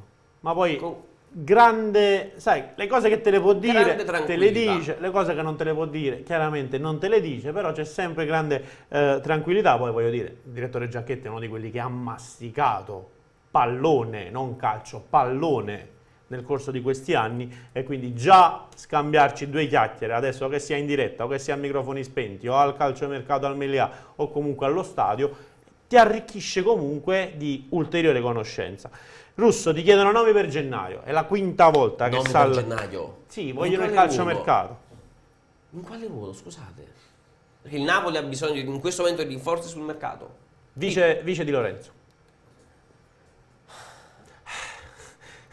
Dice Lorenzo. Allora, mi sta bene perché è un discorso, vuoi sapere io con chi lo faccio questo discorso? Con mio padre, che dice com'è il Napoli mette Zanoli al posto di Lorenzo. Ok, ai tempi di Higuaín, di Sarri, le giocava tutte. Quale attaccante avrebbe accettato di giocare 0 partite essendo del livello tale da essere maggiore del cambio? Ragionamento contorto. Lo rifaccio su Di Lorenzo. Quale terzino destro di livello più alto di Zanoli, perché questo sta andando a cercare, accetterebbe di venire a Napoli sapendo di giocare pochi minuti e quindi essere nascosto e perdere, tra virgolette, un pezzo di stagione? Trovatemi un nome e ne parliamo, perché secondo me in questo momento Di Lorenzo, nel ragionamento di Spalletti dei titolari di 30, 40, 50, 60 minuti, Di Lorenzo è il titolare dei 90 minuti, più di tanti altri calciatori, forse solo Meret, però Meret è un portiere, quello è un ruolo a parte. Se mi trovate un difensore di livello superiore a Zanoli, secondo voi, scrivetecelo e ne andiamo a parlare, però in questo momento per me il Napoli non ha bisogno di nulla sul mercato. Poi in caso di, facendo i soliti scongiuri, di infortuni un po' più lunghi nei tempi di recupero, ne possiamo parlare, però in questo momento, se proprio devo pensare al mercato, penso più a quell'uscita, perché chiaramente trovare una squadra per Gaetano potrebbe essere un'idea, trovare una squadra per il rinnovato Zerbin potrebbe essere un'idea, però sono discorsi che in questo momento il Napoli non fa, punto. Volevo leggere anche il messaggio di Raffa Pio Balzano sulla scomparsa di Piero Ventrone, ovviamente insomma membro dello staff di Antonio Conte, ex Juventus, è venuto a mancare all'affetto dei Secari all'età di 62 anni, giusto, come ci ricorda il nostro Pio, anche rivolgere un pensiero a mister Ventrone. Sempre a leggere ancora i vostri messaggi, prendiamo Hakimi a questo punto, dice come sostituto di Gerici, che credo sia del tuo stesso avviso. Sal insiste, come vice Lobotka, Diego Demme non basta, vuole un vice di Lobotka nel mercato di gennaio. Devi sempre cedere Demme, cioè se cedi Demme... Ma soprattutto perché? Cioè Demme ti Sai sta perché? male come sostituto di No, Lobotka? a me no. Per me, ti ripeto, sono convinto sono curioso di vedere un centrocampo Demme, Ndombele e Anghissà con doti diverse. Però ti ripeto, cioè è la questione, chiaramente è facile dire un giocatore come Lobotka con le sue movenze, il suo talento, le sue idee. Secondo me è difficile trovarlo. È chiaro, oggi ma- Lobotka Che cerchi è il cambio top di 5, Lobotka? nel suo ruolo è top 5 mondiale. Oggi aspetta. Lobotka nel suo ruolo è top 5, dimmene altri che No, altri cinque. non ho i nomi sotto mano, non è come i giocatori georgiani che mi ricordo. Ma è più forte quei Però, georgiani. vabbè, no, dipende in quello che gli chiedi di fare. Allora chiaro. te la ribalto. Oggi Lobotka non fa il titolare in tutte le squadre d'Europa. Lobotka che fa il bello e il cattivo tempo con Dipende l'Ajax, sempre che dal- recupera palloni, No, che dipende ti fa sempre girare dal la modo squadra, in cui che ti giochi. copre il pallone. Vertice Allora, basso. Prendi le squadre che hanno un vertice allora, basso. voglio insistere, voglio esagerare. A Barcellona Lobotka gioca. Ma anche al City può fare il cambio del titolare. Io ti sto dicendo gioca, non sto dicendo fai il cambio. Ti sto dicendo gioca. Il Barcellona non che ha giocato al centro? Chi è oggi il vertice hanno basso? fatto Busquets, Gavi, Pedri. Però è proprio un'altra tipologia di... Oddio, sono due modi diversi di interpretare il ruolo di vertice basso, ti trovi? Busquets lo interpreta in un modo... Busquets lo puoi più avvicinare come tipologia di giocatore a quello che è Diego Demme, un po' più interditore che creatore di gioco, anche se ha qualità nei piedi. Tatticamente fortissimo, lettura dell'azione però avversaria. Guarda, io vedo le squadre della Champions. Allora, il Barcellona, prendo Busquets. Oggi gioca Lobotka. No. Oggi gioca Lobotka. Emanuele Bernardo, chi gioca oggi? Busquets. Dipende da come lo prendi. Busquets. Per me gioca Busquets, ma con quel centrocampo gioca Busquets. Punto. Perché è come se... Scusa, è come lo scorso... Prendi il Napoli dello scorso anno. Allora, abbiamo preso il Barcellona. Prendiamo il Real Madrid. Aspetta, in un centrocampo lo scorso anno Fabian, Zielinski, Elmas. Aveva più senso Fabian o Demme come completezza di centrocampo? Fabian, Zielinski, Elmas. Tu avevi Elmas, Zielinski, Fabian. Elmas. Metti Fabian o Demme come completezza del centrocampo. Chiaro. E allora tra Gavi, Pedri e Busquets metti Busquets. Dici tu per dare un po' di copertura. Io ti vado sempre tatticamente. Io invece ti sto dicendo che Lobotka è troppo forte. Valverde, Cross, Tchouaméni. Qua non lo so se Lobotka mi gioca titolare. Va bene. Ma perché là Tchouaméni ha un altro senso. Sono due squadre. Prendiamo un'altra big. Prendiamo il PSG. Prendiamo il PSG Transfer Market. PSG Transfer Market. Poi magari sarò io che sono anche troppo entusiasta. Però io sto vedendo le partite, signori. Lobotka... No, in questo Napoli ha un rendimento pazzesco. È chiaro come... Allora, Vitinha e Verratti, non gioca Lobotka? No. No. No, perché Verratti per me gioca al posto difensivamente è un po'... sembra un po' libero. Per me al posto di Verratti ci gioca. Ti dà più dinamismo. Verratti è innamorato di se stesso, ma ti perde il tempo di gioco, ti fa andare a vuoto il movimento di Mbappé. Mbappé sta sempre così, vedi? Pronto sulla linea. E poi intanto Verratti si balocca, si guarda intorno, dice guardate come sono bravo, copro il pallone, poi faccio ripartire dall'azione dall'altro lato. Lobotka oggi è sostanza pura, al 100%. Io ti vado a prendere una formazione di ieri. Manchester City. Bravo, io vado a prendere Manchester City, Copenaghen 5-0. Il City gioca con... Ieri ha giocato 4-2-4, che ha messo Alvarez a fianco di Haaland. Però là, se tu mi dici il City che gioca con Gundogan, De Bruyne, Bernardo Silva... Ok. Gundogan, cioè Lobotka in quella posizione per come gioca il City avrebbe un senso. Esatto. Però prendo sempre Gundogan, non prendo mai Lobotka. Perché difensivamente Gundogan ti può dare qualcosa, ti dà qualcosa e ti copre di meglio il reparto, secondo me. Nel Napoli Gundogan Lobotka. Dai. Gundogan, sempre dai. Gundogan. Signori, voi vi lasciate affascinare dal blasone. Vi state... hai detto Lobotka? Ha detto Lobotka. Ma perché devi andare contro di me? Ma perché state contro il fantacalcio? No. Ma riusciamo anche a settare il prossimo collegamento, Emanuele? Poi abbiamo... Ci siamo? Se no andiamo telefonica, se non riusciamo a farla video andiamo telefonica semplice. Attenzione, Lobotka fenomenale, ecco qualcuno mi spalleggia. Lobo per me è più forte di Verratti, pure Tore. Signori, in questo momento... Non mi fa, però per piacere. Io sto parlando di questo momento, poi magari è chiaro che ma nella carriera Verratti ha giocato... sempre vedere lo schema. Perché c'è stato un momento in cui Allan era una delle migliori mezzali. Vediamo se riesco a scardinare la tua difesa così. Vediamo se riesco a scardinare. In questo Napoli, vertice basso, Verratti o Lobotka? Ma ci metto Lobotka? Ma perché Verratti in questo Napoli non farebbe il mediano davanti alla difesa? Farebbe la mezzala. E quindi lo metti al posto di Anghissà o al posto di Zielinski Verratti? No, mette a posto di Anghissà, perché ha doti diverse. Ma nel senso, come doti somiglia di più a Anghissà, è chiaro. Allora, se poi tu mi dici, in questo momento prenderesti un centrocampo con Zielinski e Lobotka, metti Anghissà o metti Verratti, io probabilmente ti dico Anghissà perché ti dà più fisicità. siete accecati dall'amore e dal tifo. No, Michele, in questo caso sarei io, perché Claudio mi sta dando filo da torcere sotto questo punto di vista. Sentiamo cosa ne pensa Tommaso Mandato. Ciao Tommaso, come stai? Buongiorno a te e a tutti i nostri ascoltatori. Ho proferito una frase forse eretica, sentiamo cosa ne pensi. Ho detto, Lobotka ad oggi fa il titolare in quasi tutte... Adesso è quasi. È quasi. Allora in tutti i top club europei. Ma che tu fossi un eretico, insomma, l'avevo immaginato. Adesso ne ho la conferma, ne siamo pienamente soddisfatti.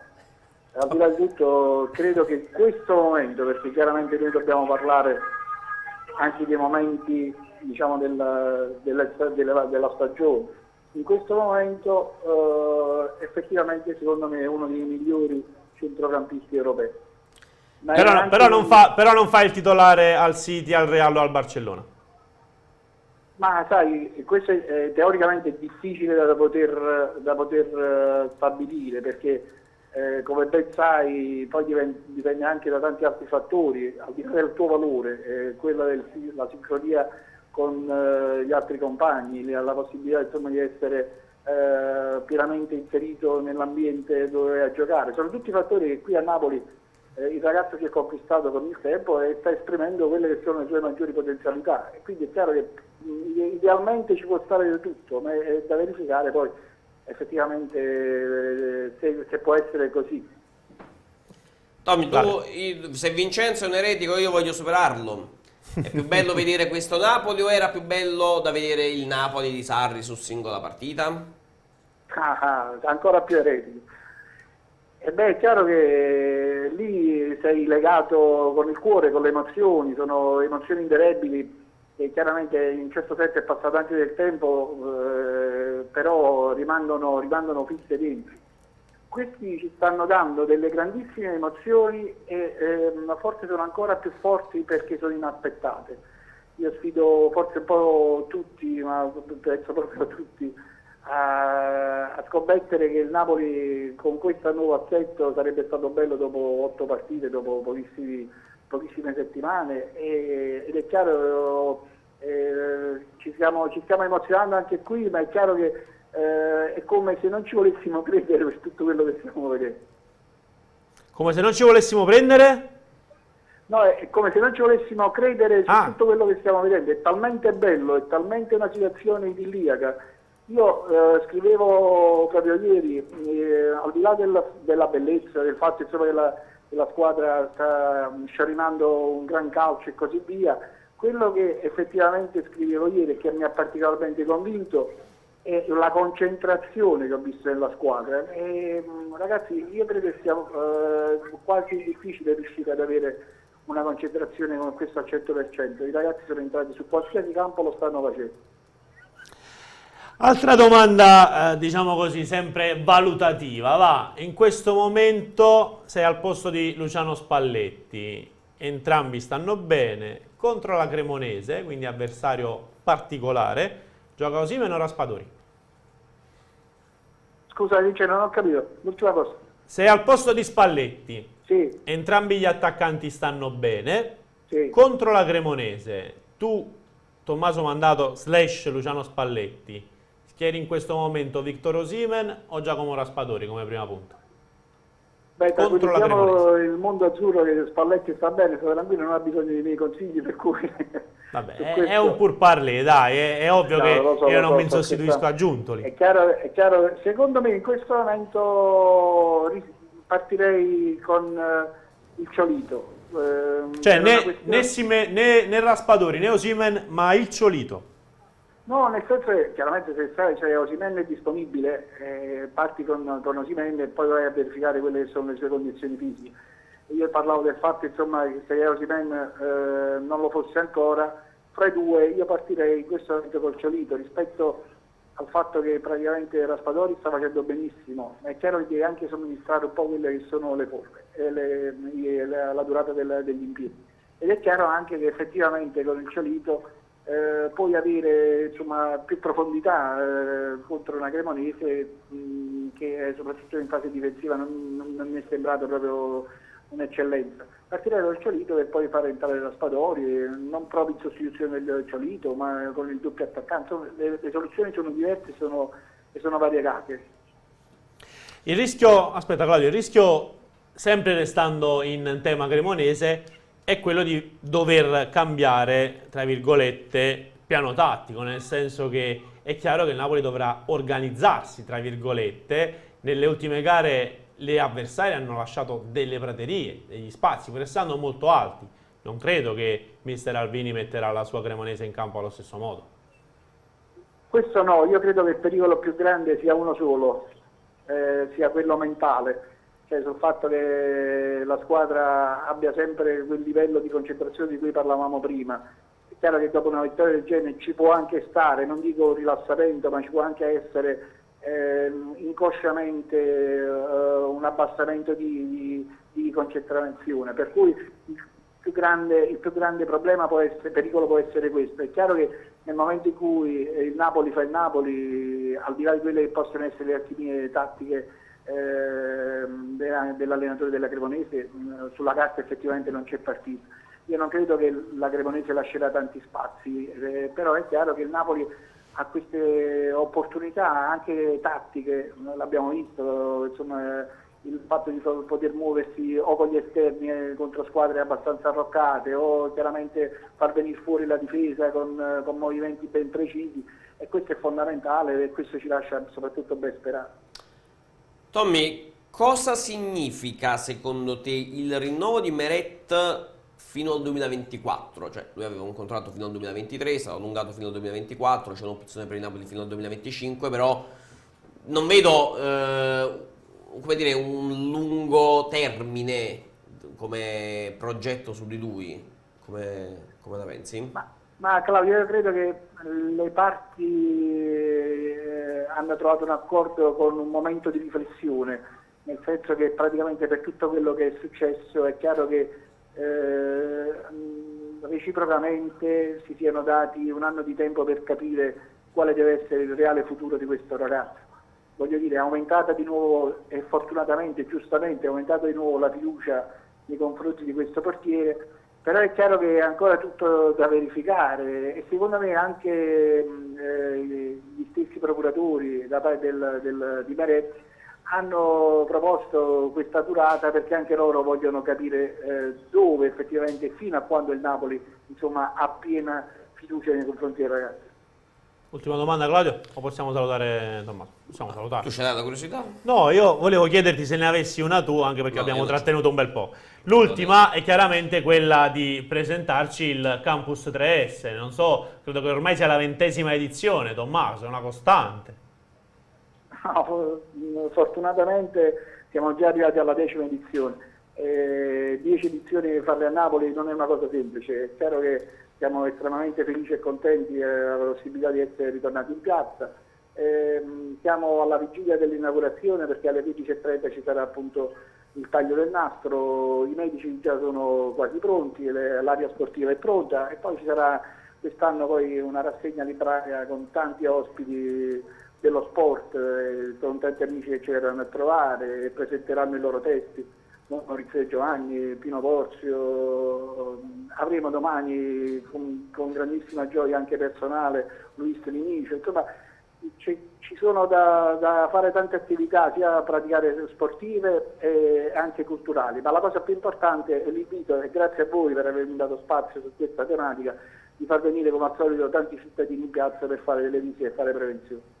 Sport e letteratura insieme a Napoli dal 6 al 9 ottobre in quel di Piazza Municipio. Grazie a Tommaso Mandato. Grazie a voi, alla prossima, grazie ancora. Ciao Tommy, salutiamo l'avvocato Tommaso Mandato. C'è un messaggio del nostro Riccardo Catapano che voglio salutare. Meglio Emanuele Bernardo anche da regista, anche diciamo, rispetto allo Botka. Sono due registi in effetti, se ci pensi. In mezzo al campo. Anche da regista ha scritto Riccardo Catapano. Però so che non è quella tipologia di giocatore. No, è uno di quelli convinto, ha avuto dei brutti maestri probabilmente. Chi? Emanuele Bernardo, che è convinto che può anche evitare di difendere, che lui non deve superare il centrocampo difensivo, lui deve solo mettiamolo in mano a Spalletti. Anche Lozano sarebbe il all'inizio caso, non sarebbe il caso. difendeva, anche Insigne con Benitez imparò a difendere. Mettiamolo in mano a Spalletti. Cioè, ha imparato Insigne a difendere Emanuele Bernardo, ha imparato Lozano, proprio tu non vuoi imparare. No, ma lo può fare, lo può Ma fare. è svogliato, dice che, cioè, capito, E ti ripeto, gli avversari gli passano accanto come ha detto e Spalletti lui non in fa neanche, conferenza. sai, quel classico movimento a dai di fastidio. Dice, La "No, conferenza prego, di Spalletti ad Amsterdam dove parlava di lui. Bisogna imparare a giocare per la squadra, perché il palcoscenico, il palco dei successi di squadra è più importante del successo personale. Punto. Jenny scrive: il Napoli ha un centrocampo così ben amalgamato che la fisicità di Anghissà ad oggi è importante come la regia di Lobotka. No, aspetta, ripeti. Peso specifico, ad oggi è più insostituibile Lobotka o Anghissà? Ti dico no, Lobotka. No, Anche per me. scherziamo.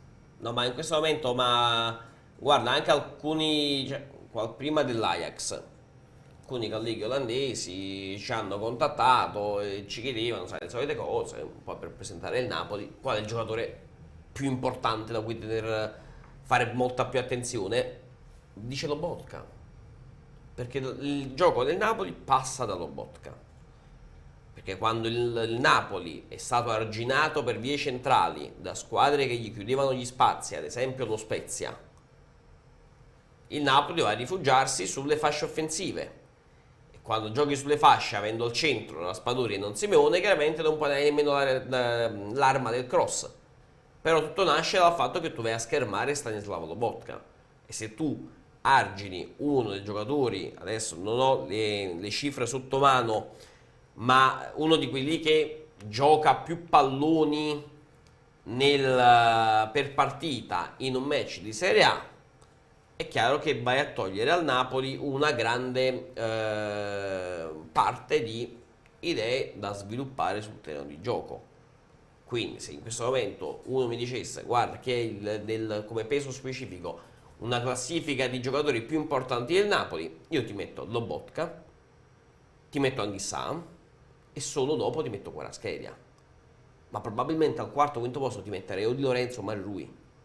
Mica sbaglieresti.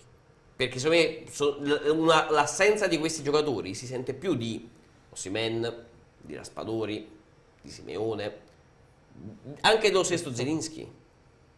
Cioè, io ti vado a mettere, forse poi ti metto anche Kim, più di Rachmani. Cioè, gli attaccanti, come li cambi, ha detto Spalletti, quelli che metto vinco. Politano, Lozano, Simeone, Osimhen, Raspadori. Però se ti vengono a mancare Lobotka, Anghissà, i terzini, lì il calo si avverte un po' di più.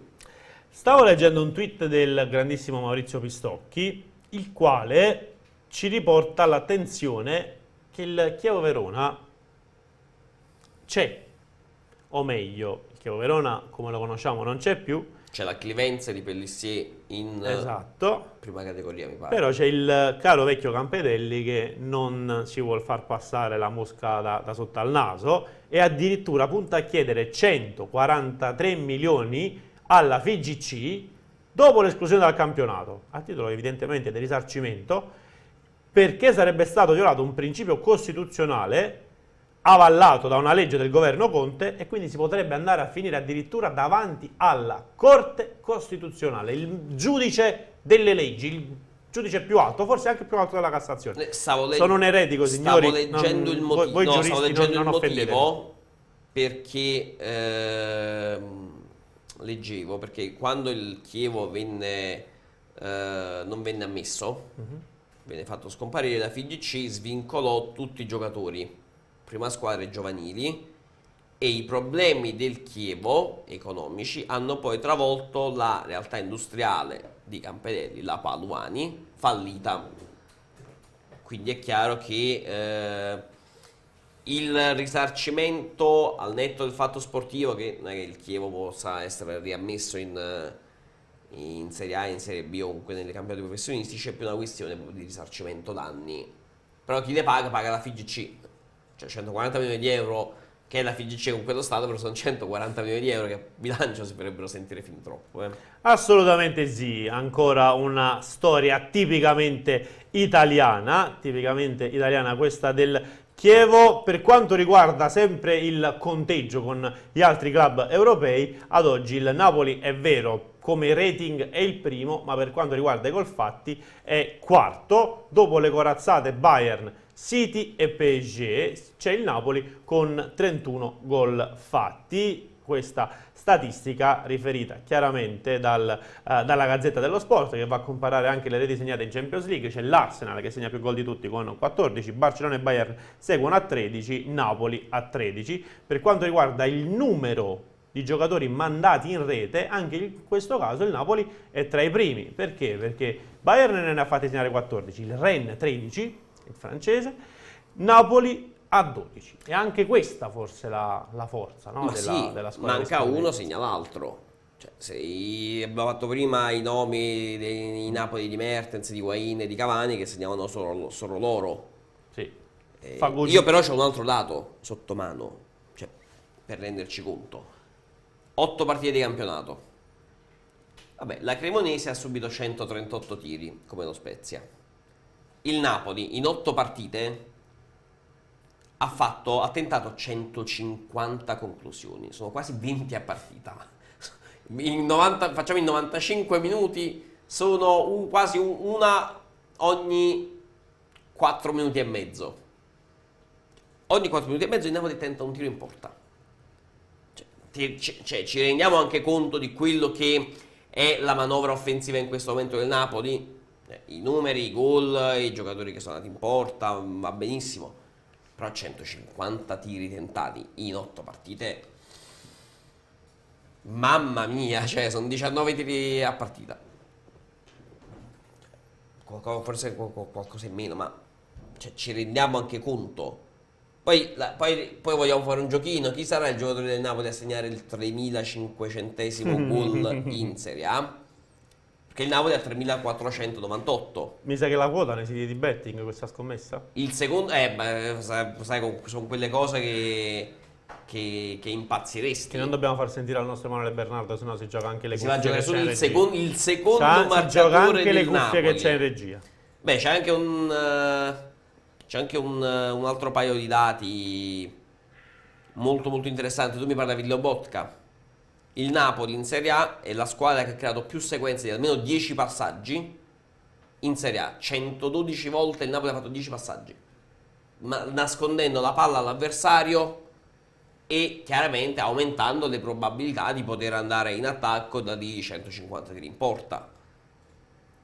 Il Napoli deve fare attenzione, perdonami, perché la Cremonese in un dato è la migliore squadra d'Italia nei palloni intercettati, 99 in 8 partite. E allora fare attenzione, ci raccontava anche il direttore sportivo Simone Giacchetta mezz'ora fa ai nostri microfoni. Domenica vogliono mettere in difficoltà la classe operaia, mettere in difficoltà il Napoli. Lì bisogna fare attenzione, a maggior ragione in attesa di capire come stanno Di Lorenzo, Zielinski e Kvaratskhelia. Ma di questa foto abbiamo parlato, Claudio? Andiamola a inquadrare.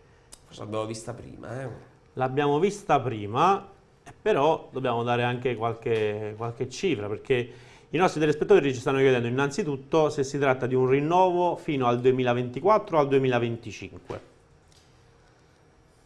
Se Meret gioca bene è fino al 2025, ma perché il contratto è fino al 2024.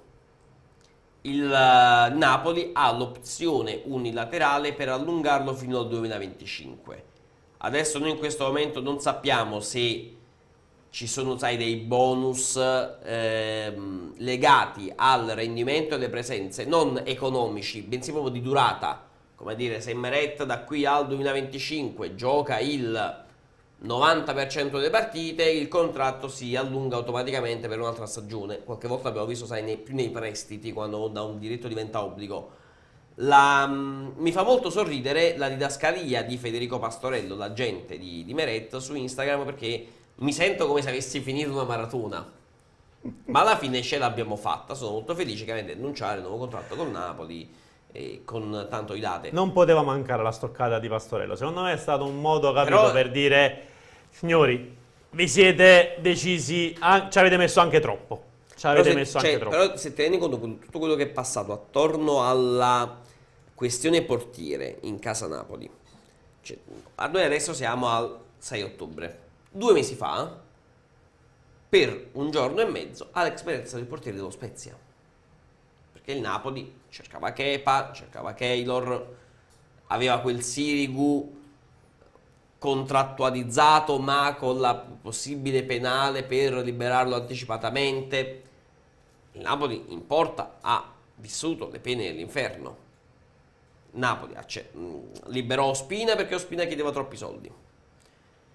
Meret voleva sapere, aveva il coltello da parte del manico perché diceva: io fin quando non so chi è l'altro portiere, io posso benissimo decidere di non rinnovare, tu caro Napoli stiamo un anno, ferri corti, quello che vuoi, io me ne vado a zero e chi si è visto si è visto.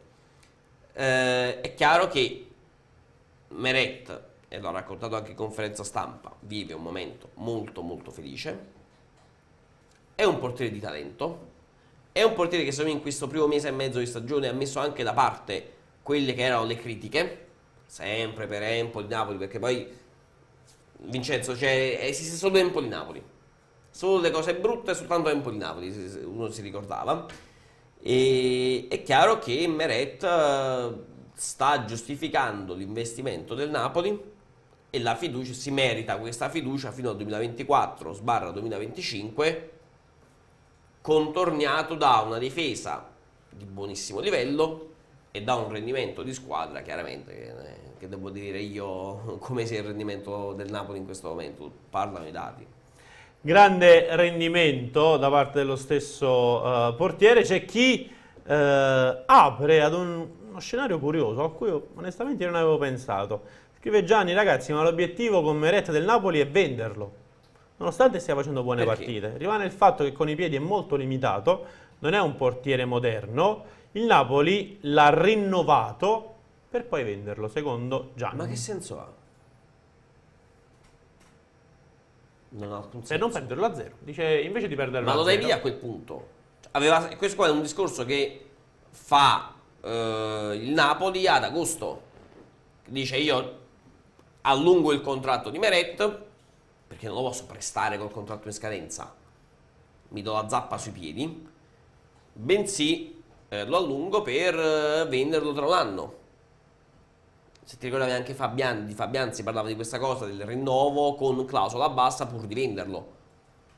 Ma dire che il Napoli abbia rinnovato il contratto a Meret fino al 2024 perché lo cede tra un anno mi sembra qualcosa che non ha alcun senso. Ha molto senso, come abbiamo detto nelle edizioni passate di questi giorni di CN24 Live, dedicare il giusto spazio anche agli altri sport che innalzano il nome di Napoli nel mondo, e non potremo avere interlocutore migliore in questo momento che Luca Donadio. Buongiorno Luca, come stai? Ciao, buongiorno a tutti, tutto bene, grazie. Ciao Luca, campione del mondo, campione europeo, la kickbox ovviamente tra le specialità che hanno portato lustro anche a Napoli grazie al tuo lavoro, protagonista quest'oggi, o meglio in questi mesi, dell'evento Napoli for Fight. Ce lo racconti, ce lo spieghi in cosa consisterà? Sì, allora domani abbiamo questo evento all'HB2 che si chiama Fight for Naples. È un format del tutto nuovo, un po' americanizzato, proprio di fight and entertainment. Non ci saranno solo match di kickboxing, box, muay thai, ma ci saranno anche degli intervalli di musica, DJ set e di artisti che si esibiranno tra un incontro e l'altro. Inizieremo dalle 20 in poi, avremo una compagine spagnola che sfiderà alcuni atleti anche della mia palestra Pro Fighting Napoli Club. E abbiamo Iodice Daniele che è impegnato contro un argentino, Ortiz, che faranno un match di K1, mentre Igor Kozak farà parte del torneo 4-Man Tournament Italia via Spagna. E niente, ci sarà da divertirsi, match molto spettacolari, sono tutti professionisti. Luca, ti posso chiedere di inquadrarti? Esatto, ti stavi tagliando un po'. Scusami. Perfetto, così ti riusciamo a vedere perfettamente, insomma anche con immagine fissa. Claudio? Luca, no, più che altro per una questione, per chi conosce un po' meno queste discipline, come le possiamo presentare? Perché il discorso sempre semplicistico è violenza, ma in realtà c'è tanto dietro e ci sono anche chiaramente altri valori. Assolutamente, credo che tutte le arti marziali insegnano dei valori molto importanti e danno dei valori proprio alle persone. Anche per questo iniziamo con alcuni corsi proprio allenando i bambini già alle prime armi. E assolutamente ci sono tanti valori dietro, c'è il rispetto per l'avversario, del confrontarsi anche contro un'altra persona, c'è il rispetto nei confronti del maestro che diventa un vero e proprio punto di riferimento per l'atleta. Un maestro che, come dire, un mondo dal quale magari no, anche il calcio potrebbe attingere, soprattutto per certi valori. Hai questa sensazione che magari una commistione tra le varie discipline potrebbe favorire la crescita reciproca? Sì, assolutamente, credo che ci sia molto da imparare dalle arti marziali e proprio come dicevo prima, il rispetto per l'avversario per noi è fondamentale. Come puoi vedere a fine incontro gli atleti si abbracciano, spendono dei minuti per conversare, per parlare dell'incontro, oppure a volte si va a mangiare anche insieme dopo l'incontro. C'è molto rispetto reciproco sia per l'atleta che per, diciamo, il team di appartenenza avversario. Ecco, io ho una curiosità, Luca, ma chiaramente legata, a parte ti chiedo quanto sei tifoso del Napoli, perché sei Abbastanza. Ecco, ma cioè, tra i giocatori del Napoli ce n'è uno che vedendo in campo per le movenze, per la fisicità, vedresti bene a trasferirsi dal campo al ring? Questa è una valutazione abbastanza difficile. Sicuramente chi ha un baricentro basso può essere agevolato su alcune situazioni e quindi Lobotka, vedi? può avere... Sì, ma Lobotka sì, potrebbe esprimersi bene nell'ambito marziale. Vabbè, ridiamo perché prima Anche se sto vedendo che sta facendo belle cose, quindi credo che... Sì, esatto, io dicevo che a Lobotka giocare a pallone. farebbe il titolare in qualsiasi squadra al mondo, probabilmente forse dirle tutte è eccessivo, però penso che se Però dico farebbe così bene prime tanto da 5 potersi trasportare dal campo di può gioco fare tutto al Lobotka. ring. Oggi Lobotka può fare tutto, può fare il presidente del consiglio probabilmente, gli riesce di tutto. Luca, ma ecco appunto, segui il Napoli, quindi sensazioni anche per quest'annata, per questa stagione. Hai 33 anni, siamo quindi coetanei, immagino che anche per te ci sia una sorta di sorpresa continua nel vedere un Napoli al quale eravamo abituati da piccoli fondamentalmente a soffrire, oggi invece strapazza il Liverpool, umilia l'Ajax. Sì, sono molto fiducioso nella squadra, però come succede ogni anno partiamo sempre benissimo e poi ci perdiamo durante l'anno. Quindi per questo preferisco non parlare, nel senso spero che faccia bene fino alla fine dell'anno, quindi sono fiducioso, ho visto una squadra compatta che gioca bene, che ascolta il mister, quindi credo che possiamo levarci belle soddisfazioni quest'anno. E chiaramente soddisfazione anche per chi verrà domani sera all'HB2 per l'evento Fight for Naples. Grazie a Luca Donadio. Chiaramente vorrei ringraziare anche il collega Gianluca Gifuni e Domenico Ascolese per questo collegamento. Appuntamento quindi a domani sera. Grazie mille Luca per essere stato oggi con noi. Ciao, grazie a voi. Ciao, Buon Luca. proseguimento. Grazie Ciao. al fighter, al kickboxer, campione del mondo Luca Ma tu pure non Donadio. facevi qualcosa del genere, no? Io sì, box però Sì. piano. Perché Ragazzi, domani piano. Vincenzo Credendino sale sullo ring. Dai, su. tutti, immagino, duro mezzo secondo. Ti manderemo in diretta Duro sul- mezzo sul secondo, Calciopoli duro 24 mezzo secondo libero, perché lì sono bravi, bravi. Diciamo son che forti. contro di lui combatti, Contro Emanuele Bernardo. E chi si azzarda? Lo vedi com'è tignoso? Così, cioè magari il peso, la categoria non è la stessa perché io sono sui 100 kg, quindi la categoria non sarebbe la stessa, però lo vedo il tipo molto molto tignoso, Emanuele Bernardo. Te la senti tu che più o meno siete della stessa categoria? No, io niente. Pure no, tu, no. nemmeno tu. Zero. Vedi? No, ma Incute non ho timore. proprio... Incute timore il nostro Emanuele Bernardo e non perché ci stacca i microfoni. Pensate un po'. Leggo Leggo altri messaggi, siamo verso la fine di CN24 Live. A proposito, ma c'è il filo diretto? C'è il filo diretto, vediamo un po' quale sarà la domanda. Dipende sai dire anche chi lo conduce, ora ti metto in difficoltà, vedi? Ah, Alessandro Marrazzo, ovviamente. Ah, me lo sai dire già? Sì, no, lo fa Alessandro e la domanda la decidiamo più tardi perché dipenderà anche dal report del Napoli. Chiaro. Però possiamo dire una cosa dal sito del Napoli: Inter-Napoli, match del 4 gennaio, oggi a 3 mesi, 2 mesi e mezzo di distanza, 3 mesi, parte la vendita dei biglietti del settore ospiti. Costano 25 euro, sono 4.361 italiani disponibili. I residenti in Campania c'è divieto di acquisto.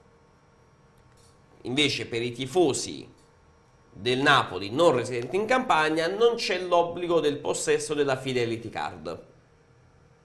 Quindi i famosi non tesserati non residenti in Campania possono tranquillamente acquistare il biglietto a 25 euro.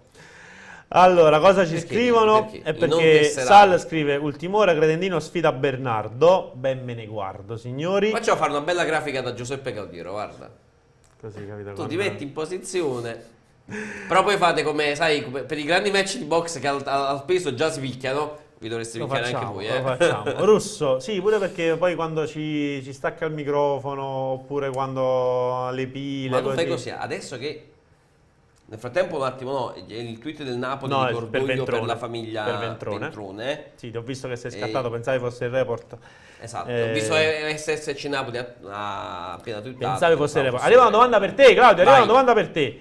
Cosa ha detto Spalletti alla panchina dell'Ajax a fine gara? Tu che c'eri, tu che eri lì. Non ero lì ancora. Lo so che non eri lì, infatti era una battuta. Però. Allora, il labiale dalla TV non si è visto. No, non l'ho notato. Però era chiaramente inquisitorio, nel senso che forse era arrivato falli. Sì, era arrivato un fallaccio inutile. Se non sbaglio, proprio di Kudus, può essere Emanuele. Non ricordo se era stato lo stesso Kudus. Lui che c'era. Altro. Emanuele già stava nelle nella mixed zone. Già mi stava viene in nella mente mixed una zone. cosa. Cioè, Spalletti, al netto di questo episodio, cioè, Spalletti per i suoi giocatori si farebbe ammazzare. Cioè, ci sono dei. Ma è giusto, è giusto, perché sono anche però dei quel modi, fallo all'ultimo minuto era inutile. ci sono anche dei modi di fare che vanno seguiti. Ma tu ti ricordi lo scorso anno Spartak Napoli? No. Spalletti prese una questione grossa con Rui Vitoria, che Rui Vitoria non lo andò a salutare. Ah sì, questa me la sono ricordata adesso. Cioè ci sono delle cose che sul campo vanno fatte, che sia protestare con il quarto uomo per i falli non chiamati, per il rispetto delle più normali note, come dire, il sapersi comportare bene. E Spalletti lo ha messo in chiaro anche ad Amsterdam. Ha fatto anche ammonire, però non era, non era nemmeno una protesta. ha borbottato, diciamo, contro Schröder, per ribadire il fatto che fosse assolutamente inutile agire in maniera così spropositata anche negli ultimi minuti di recupero, tra l'altro dopo un 6-1, quindi davvero, tra l'altro lo stesso arbitro poteva evitare anche, ecco, il recupero, cioè mi dai quel minutino di recupero, ma per far che fischia al 90esimo, la partita è già bella che è finita dopo il 6-1. Spalletti è stato troppo bello sull'1-1 quando ha mimato alla telecamera. Ecco, quel gesto per esempio non l'ho capito. Quando si è girato verso la telecamera ha fatto così. Ha fatto uno, proprio ha fatto così. E poi ha fatto così. Non lo so. O si stava girando verso il cameriere che passava, dice, mi porti un caffè? No, poi ma a posso pure fine primo tempo. pensare che si riferisse non ai gol ma ai falli, come a dire almeno uno lo ha chiamato. Chi gioca al posto di Zielinski? Elmas o Ndombele? Ndombele, decisamente Ndombele. Elmas nel 4-3 per me non può. Cresciuto contro l'Ajax dal punto di vista anche della prestazione. Sì, vabbè, lui ha sfruttato i 15 minuti, 10-15 minuti, forse anche di meno, per mettersi in mostra. Però il suo ruolo, per come gioca il Napoli, per me deve essere il cambio di Kvaratskhelia. Non è uguale, però è quello lì. A me piace più da mezzala. se devo proprio scegliere, il ruolo di Zielinski è la mezzala, non l'esterno alto a sinistra. Però difensivamente Lo può fare, non convince. lo può fare, non lo mi può convince. fare, però c'ha dinamismo. Cioè, non ha grande lettura tattica, quindi magari sulla fascia deve stare attento, tra virgolette, a meno mi cose. dice Riccardo Catapano Sì, che la T di Spalletti era a significare tie, la parola inglese per dire pareggio. Quindi 1, il gol segnato, pareggio. quindi proprio uno showman Spalletti davanti alla L'ha telecamera. voluto fare, Ha visto ok. la telecamera che lo inquadrava, ha detto 1, pareggio, palla al centro, adesso Guarda, si vede. per le espressioni facciali di Luciano Spalletti dovremmo passare una settimana intera solo per quelle lì che ha fatto a Napoli, ma anche durante la conferenza, prima la conferenza o pre o post, mi sono anche Ce lo imposta conferma. davanti a... Ce lo conferma anche Tore Falanga, ha detto che ha fatto 1, T e poi di nuovo 1. Ah, ok, no, non ho visto il secondo 1. Io pure me l'ero perso. Pure io Uno e la T. me l'ero perso. Oppure, come dice Boy esaurito, voleva dire ma un fallo me lo chiami, e anche in questo caso non avrebbe avuto torto. Ricapitolando, appuntamento di oggi alle 16 con il filo diretto, ci sarà Alessandro Marrazzo che andiamo a salutare, così come salutiamo e ringraziamo il grandissimo Riccardo Catapano quest'oggi all'ufficio stampa di CN24 Live, il nostro regista Emanuele Bernardo e ovviamente Claudio Russo. Quando ti ritroviamo qui a CN24 Live? Noi Settimana prossima. vediamo, Forse. vediamo. Vediamo. Lasciamo questo grande Domani non punto ci sei. interrogativo. Domani no. Lasciamo no. questo grande punto interrogativo. Grazie per il momento a Claudio Russo e Grazie a te. infine un saluto da Vincenzo Credendino, vi auguro un buon proseguimento di giornata.